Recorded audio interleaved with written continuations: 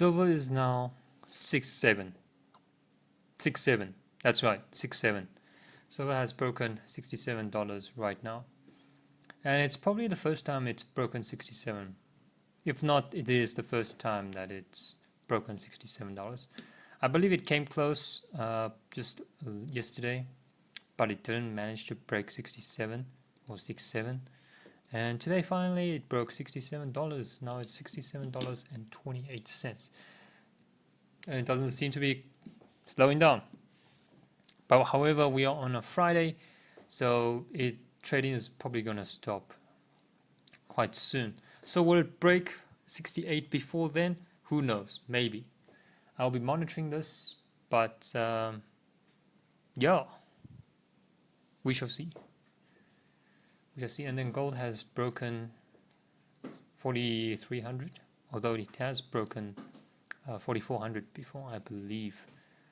If I check over here, if I look at the 6 months, probably it hasn't. Maybe it didn't close above 4,400, but I seem to recall that it broke 4,400. Just correct me if I'm wrong.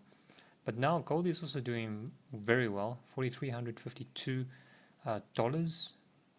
So if we just look at the trend, okay, this is in Zars at the moment. So in South African rands, 1 ounce of silver is now 1,126 rands and 26 cents. That is insane, I have to say. 1 ounce is, this is just spot price, eh? If you got Eagles and other bullion, there's typically a premium.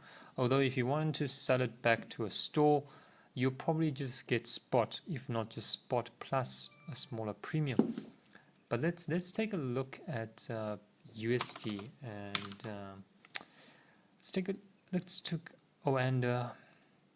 yep, 67. I believe that's the first time it broke $67.26. Yesterday it came close. Yesterday the high was 66. Yeah, check over here, or the day before, $66.21. This is the first time it broke $67. Now it's $67.31. Maybe during the recording of this video it might break 68.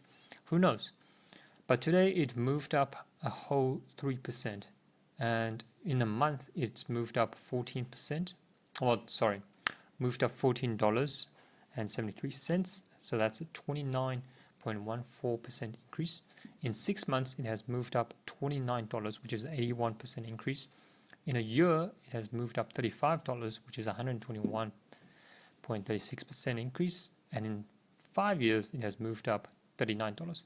So you can see that most of the action actually happened in a year. And it's just crazy to see where it's going to go. I'm thinking, yeah, by the end of the year, if we can break 100, that would be amazing. Although 100 is probably a bit far away, but I do think 100 is definitely on the table next year, if not much higher than 100. But we shall see. We shall see, because it's definitely unexpected already that it's really getting very close to $70. Gold, on the other hand, is also doing well, but not as well as silver, especially for this year. Today it's moved $19, which is 0.47% in a month or 30 days. It has moved 6.68%. In 6 months, it has moved 28.6% compared to the 81.25% on silver.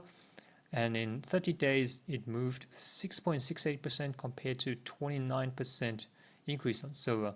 In a year, it has moved 65% compared to 121.36%. However, on a 5-year period, it has probably moved around a similar level. And in a 20-year period, it's even done better than silver. So definitely in the last year, silver has been outperforming gold, and it seems to be the case. Maybe the ratio between silver and gold will be getting better, closer to, who knows, maybe to 80, but we shall see. Right now the ratio is, let's just take a quick look. I don't know what I'm doing. Okay, let's just take a look quickly of the ratio. I think at one stage it was above 100. Let's just take a look right now. 67.29. So the ratio is 6. Wow. Okay. Sorry. I thought the ratio was still above 80, but now it's 64. Ratio is 64, and who knows where the ratio is gonna go towards to. But yeah, definitely very exciting days. And I've made a video previously about silver versus Pokemon cards, and I just feel, you know what, there's merits, there's pros and cons to both asset class. Yes, I do see Pokemon as asset class, and yeah, we shall see. I also made a video about Kabuto just today or yesterday about how you shouldn't go for single cards, especially if it's pumped up by a small group of people. If you are considering investing in Pokemon, probably the more reliable, more stable way to go about it is not to speculate on singles or slabs, but rather on sealed products. And in that case, probably the better, more stable sealed products, which would be your booster boxes and your elite trainer boxes or ETBs. And for booster boxes, try to get a case if you can, because there's also a case premium. And additional research that you want to do is just to focus on stronger sets that has a longer term potential. And by that I mean sets that are larger, that has a strong theme, that has good artwork.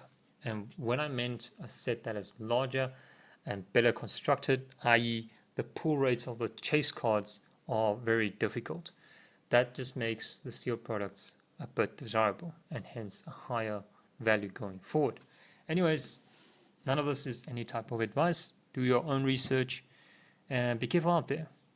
I think silver is gonna do some numbers, and look at this, just look at how crazy this chart is. And yeah, who knows where it will go.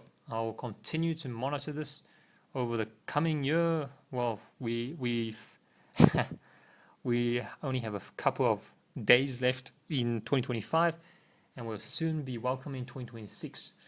So I'll catch you next one.